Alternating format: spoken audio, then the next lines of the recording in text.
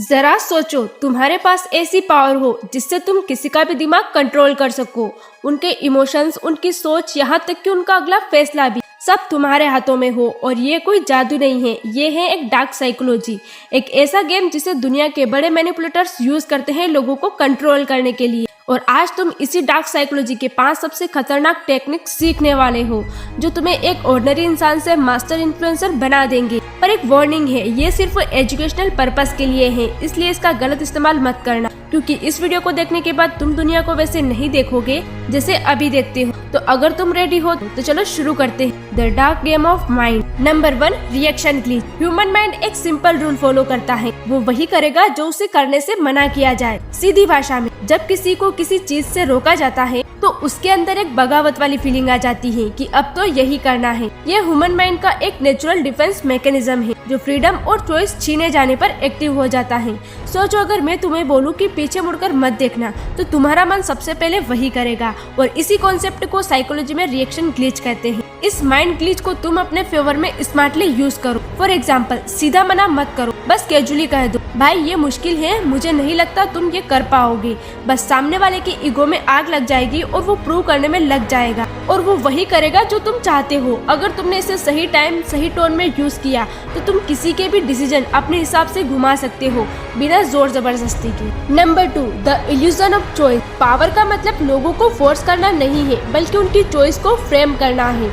अगर तुम चाहते हो कि लोग तुम्हारे डिसीजन माने तो तुमको उनके माइंड में एक इल्यूजन क्रिएट करना पड़ेगा, चॉइस देना पड़ेगा, जैसे बड़े मैनिपुलेटर्स करते हैं, बिना सामने वाले को पता चले। फॉर एग्जाम्पल, ये काम आज करोगे या कल, तो सामने वाले को लगेगा कि उसके पास ऑप्शन है और डिसीजन वो लेगा। सामने वाला दोनों में से कोई सा भी ऑप्शन चुनेगा, उससे तुम्हारा काम बन जाएगा और उसे पता भी नहीं चलेगा। यही ट्रिक लीडर्स, पॉलिटिशियन ज्यादातर यूज करते हैं। वो कभी भी डायरेक्टली कंट्रोल नहीं करते हैं, वो बस लोगों को ये फील करवाते हैं कि डिसीजन तुम्हारा है, जबकि पूरा गेम उनका होता है। Number 3, the guilt trap. Guilt एक ऐसा इमोशन है जो इंसान को मजबूर कर देता है, कभी एक्शन लेने के लिए तो कभी झुकने के लिए। और मजेदार की बात तो ये है, लोग जबरदस्ती करने पर रिएक्ट नहीं करते, लेकिन गिल्ट फील हो जाए तो वो खुद बदलने लगते हैं। जरा सोचो, तुम्हारा एक दोस्त बार बार तुमसे मिलने का प्रॉमिस करता है, लेकिन हर बार वो अवॉइड कर देता है। अगर तुम उसे सीधा बोलो तुम कभी भी टाइम नहीं निकालते, तो हो सकता है वो तुमसे दूर हो जाए।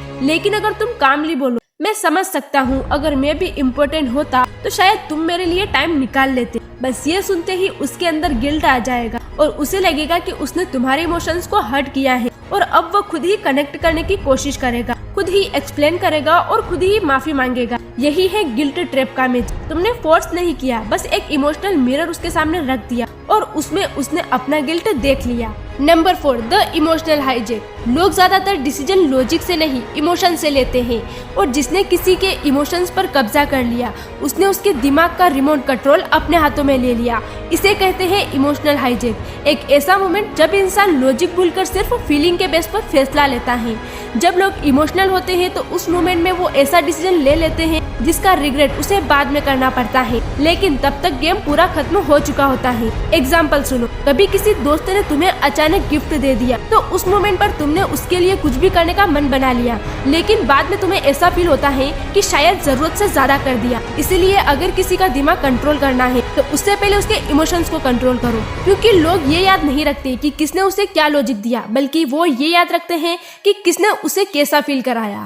Number 5, the power of silence. Silence is power. ये लाइन तो शायद तुमने पहले भी सुनी होगी, लेकिन इसका असर तब समझ आता है जब तुम खुद इसे फील करते हो। जरा सोचो, तुमसे कोई बड़ी गलती हो गई, माँ गुस्से में चिल्ला रही है और तुम्हें लगातार डांट रही है। तुम टेंशन में हो लेकिन खुद को संभाल लेते हो, पर जैसे ही पापा के पास पहुँचते हो वो कुछ नहीं बोलते, सिर्फ एक तीखी नजर और तुम्हारे पसीने छूट जाते हैं। तुम घबराने लगती हो क्योंकि वो साइलेंस माँ के गुस्से से भी ज्यादा डेंजरस लगता है। जब सामने वाला कुछ नहीं बोलता तब तुम्हारे अंदर खुद ही 1000 चीजें आने लगती हैं और यही सोच तुम्हें अंदर से हिला देती है। लोग समझते हैं जो ज्यादा बोलता है वो स्ट्रॉन्ग होता है, पर असली पावर तो उसके अंदर जो कुछ नहीं बोलता, सिर्फ ऑब्जर्व करता है और जरूरत होती है तभी बोलता है। साइलेंस सामने वाले के अंदर discomfort,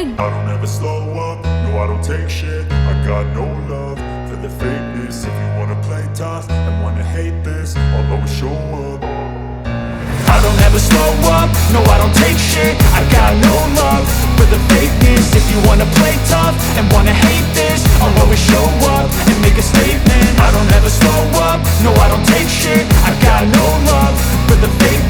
you wanna play tough and wanna hate this, I'll always show up and make a statement. Everything I do so instinctive and so passionate. Every word I move so descriptive like an adjective. I got a vendetta against people who patented being negative when you should be getting after it.